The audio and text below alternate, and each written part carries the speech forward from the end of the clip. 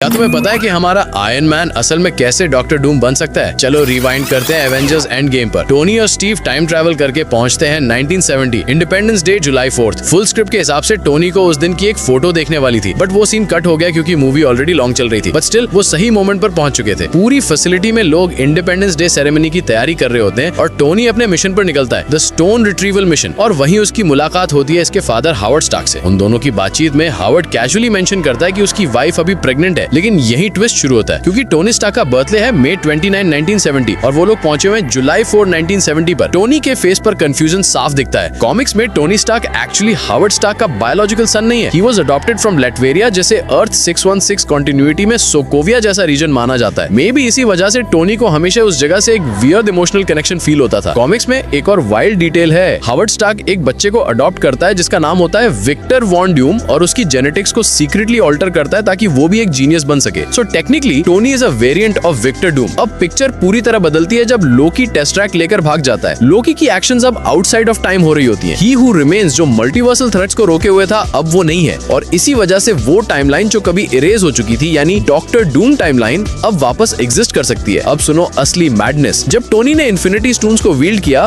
उस एक सेकंड में वो नियर ऑमनिशेंट बन गया। दैट कॉस्मिक सर्ज इतनी ह्यूज थी कि उसने विक्टर वॉन डूम तक को अलर्ट कर दिया। डूम ने टोनी के स्नैप को फील किया और जब टोनी मर जाता है Doom seizes opportunity. Using dream walking Doom Tony के शरीर में स्लिप कर जाता है एक बर्न्ड डैमेज डाइंग बॉडी में, बिल्कुल उसी तरह जैसे कॉमिक्स में डूम का चेहरा स्कार्ड होता है। और शायद इसी वजह से MCU का डॉक्टर डूम मास्क पहने हुए दिखे क्योंकि उसके फेस पर वही डैमेज है जो इन्फिनिटी स्टोन्स ने टोनी के शरीर पर छोड़ा था।